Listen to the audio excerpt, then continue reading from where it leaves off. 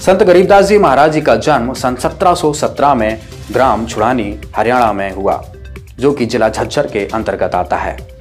संत गरीबदास जी महाराज जी का जन्म सन 1717 में हुआ और कबीर साहिब पूर्ण परमात्मा जिंदा महात्मा के रूप में उनको सन 1727 में मिले। उनको नाम दीक्षा दी और उनको सतलोक लेकर गए। संत गरीबदास जी महाराज जब सतलोक से लौट कर आए तो उन्होंने सत ग्रंथ साहिब अर्थात अमर ग्रंथ साहिब की रचना की और वहीं से एक पंथ स्टार्ट हुआ, एक पंथ का प्रारंभ हुआ जिसे 12वां पंथ कहते हैं। कबीर सागर में भी प्रमाण है कि गरीबदास जी महाराज का 12वां पंथ होगा। संत गरीबदास जी महाराज जी के पंथ में ही संत रामपाल जी महाराज जी का आगमन हुआ। कबीर सागर से प्रमाणित है कि संत रामपाल जी महाराज जी ही पूरे विश्व को अब मोक्ष दिलाएंगे, क्योंकि पूरी पृथ्वी पर यही एक केवल अधिकारी संत हैं।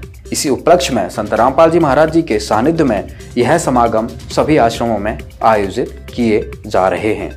संत गरीबदास जी महाराज का जन्म हरियाणा के जिला झज्जर गांव छुड़ानी में सन 1717 में जाटों के एक प्रसिद्ध धनखड़ परिवार में पिता श्री बलराम जी और माता श्रीमती रानी देवी जी के यहाँ हुआ था। गांव छुड़ानी में गरीबदास जी महाराज का नानका है। इनके पिता श्री बलराम जी का विवाह गांव छुड़ानी में शिवलाल सिहाग की बेटी रानी देवी से हुआ था। श्री शिवलाल जी का कोई पुत्र नहीं था, इसलिए श्री बलराम जी को घर जमाई रख लिया था। बलराम जी को गांव छुड़ानी में रहते 12 वर्ष हो गए थे तब संत गरीबदास जी महाराज का जन्म गांव छुड़ानी में हुआ था। श्री शिवलाल जी के पास 2500 बीघा जमीन थी। एक बड़ा बीघा जो वर्तमान के बीघा से 2.75 गुना बड़ा होता था, जिसके वर्तमान में 1400 एकड़ जमीन बनती है। उस सारी जमीन के वारिस श्री बलराम जी हुए तथा उनके पश्चात उनके इकलौते पुत्र संत गरीबदास जी उस सर्व जमीन के वारिस हुए। गरीबदास जी बचपन से ही अन्य ग्वालों के साथ गौ चराने जाते थे। कबलाना गांव की सीमा से सटे नला खेत में 10 वर्ष के बालक गरीबदास जी जांडी के पेड़ के नीचे प्रातः 10 बजे अन्य ग्वालों के साथ जब भोजन कर रहे थे, तभी वहां से कुछ दूरी पर असंख्य ब्रह्मांड के रचयिता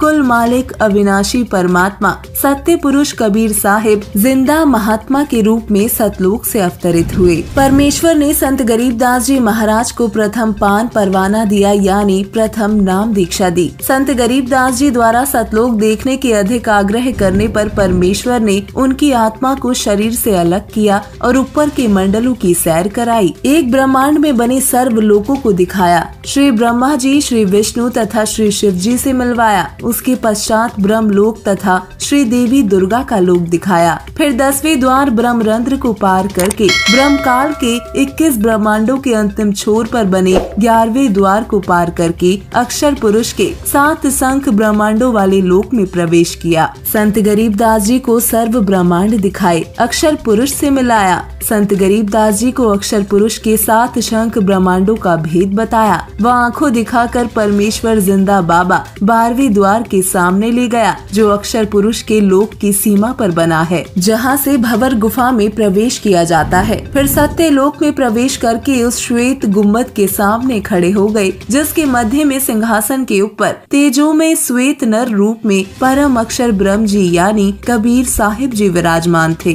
जिनके एक रोम से इतना प्रकाश निकल रहा था जो करोड़ सूर्य तथा इतने ही चांद के मिले जुले प्रकाश से भी अधिक था। इससे अंदाजा लग जाता है कि उस परम अक्षर ब्रह्म जी के संपूर्ण शरीर की कितनी रोशनी होगी। सतलोक स्वयं भी हीरे की तरह प्रकाशमान है। गरीबदास जी ने सतलोक में सतपुरुष परमेश्वर कबीर साहिब जी के वास्तविक रूप के दर्शन किए। 3 वर्षों पश्चात संत गरीबदास जी महाराज की भेंट दादू पंथी संत गोपाल दास जी से हुई। 13 वर्ष की उम्र में संत गरीबदास जी ने परमेश्वर कबीर साहिब जी के आशीर्वाद से मानव इतिहास के सबसे महत्वपूर्ण अमर ग्रंथ साहिब की रचना की।